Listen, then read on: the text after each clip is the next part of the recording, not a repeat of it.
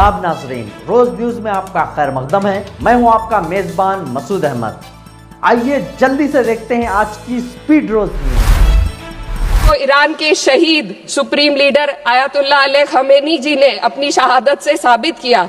36 साल की उम्र के लीडर ने कभी 56 इंच की छाती का दावा नहीं किया, बल्कि जब जरूरत पड़ी तो अमेरिका के सामने झुकने की बजाय उन्होंने शहादत को गले लगाना पसंद किया। अध्यक्ष महोदय, देश की अर्थव्यवस्था कई फैक्टर्स पर निर्भर करती है। हाल के दिनों में सरकार ने 2 बड़े ब्लंडर किए हैं जिनका बोझ आम जनता को उठाना पड़ रहा है। एक हमारी यूएस के साथ जो ट्रेड डील है और दूसरा विदेश नीति में अमेरिका के सामने जो हमारा आत्मसमर्पण है। खाड़ी क्षेत्र में कभी भारत का रुख स्वतंत्र और संतुलित था, लेकिन आज हमें दूसरों के संघर्ष में उलझकर नुकसान उठाना पड़ रहा है। ईरान अमेरिका इजराइल विवाद में भारत एशिया का सबसे बड़ा नुकसान उठाने वाला देश बना है। चीन सस्ता तेल लेकर अपने नागरिकों को राहत दे रहा है, जबकि हमारे यहाँ एलपीजी और पेट्रोल की कीमतें लगातार बढ़ती जा रही है। ईरान जैसे पुराने मित्र के कठिन समय में हम खुलकर समर्थन नहीं कर सके और आज गैस आपूर्ति के लिए बार बार अनुरोध करना पड़ रहा है। विदेश नीति साहस और स्पष्टता से चलती है। इसको ईरान के शहीद supreme leader Ayatollah Ali Khamenei ji ने अपनी शहादत से साबित किया। 36 साल की उम्र के लीडर ने कभी 56 इंच की छाती का दावा नहीं किया, बल्कि जब जरूरत पड़ी तो अमेरिका के सामने झुकने की बजाय उन्होंने शहादत को गले लगाना पसंद किया। लचर विदेश नीति ने देश को महंगाई और आपूर्ति के संकट की दहलीज पर लाकर खड़ा कर दिया है। सरकार कहती है भंडार पर्याप्त है, तो कीमतें क्यों लगातार बढ़ती जा रही है। अमेरिका के साथ जो हाल है वह व्यापार समझौता भी यही बताता है। आज भारत अमेरिका के साथ $40 बिलियन का ट्रेड सरप्लस रखता है, लेकिन इस समझौते के बाद हमें हर साल $100 बिलियन का आयात करना पड़ेगा। इससे सरप्लस घाटे में बदल जाएगा।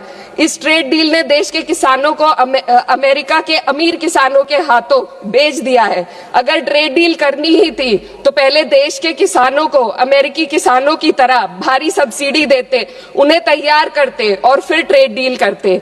यह तो वैसा है जैसे दौड़ में किसी के हाथ पैर जंजीरों से बांध दिए गए और फिर कहा जाए अब दौड़ कर दिखाओ। हमारे किसानों के हाथ पैर महंगी यूरिया, महंगी बिजली और महंगे कृषि यंत्रों से बंधे हुए हैं। अध्यक्ष महोदय, फाइनेंस बिल पर बात हो और महंगाई पर बात ना हो तो आम लोगों के साथ अन्याय है। आम आदमी के लिए रोजमर्रा के खर्चे महंगे होते जा रहे हैं। एलपीजी, स्वास्थ्य और शिक्षा की महंगाई सबसे अधिक है। सरकार 2025 में महंगाई को 1.7% बताती है।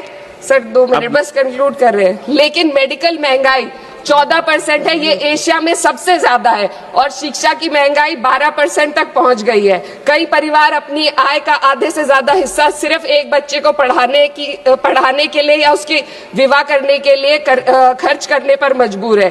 पिछले बजट में वित्त मंत्री ने एम्प्लॉयमेंट लिंक्ड इंसेंटिव स्कीम की घोषणा की थी। उम्मीद थी इससे 4 करोड़ नौकरियां बढ़ेंगी।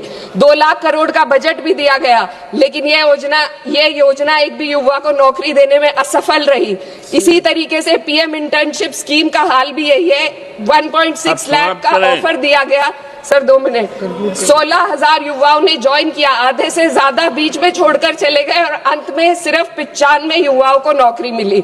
सरकार ने चुपचाप इसका बजट 95% घटा दिया।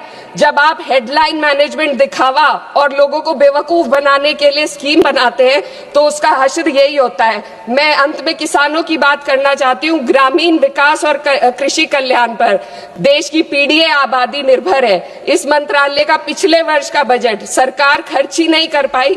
53,000 करोड़ ग्रामीण विकास और 7,000 करोड़ कृषि कल्याण के लिए बेकार पड़ा रहा।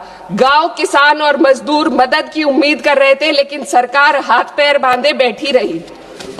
अध्यक्ष महोदय, इसलिए मैं इस सदन से मांग करती हूं कि इस वित्त विधेयक को खारिज किया जाए। 2019 की कॉर्पोरेट टैक्स कटौती को वापस लिया जाए। सामाजिक क्षेत्र पर खर्च को कम से कम जीडीपी का 6 से 8% तक बढ़ाया जाए।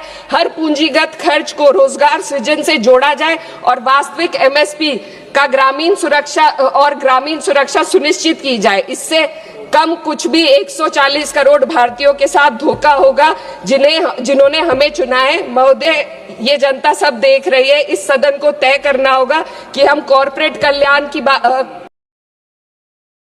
आज की स्पीड रोज न्यूज में बस इतना ही। मिलते हैं अगली न्यूज में।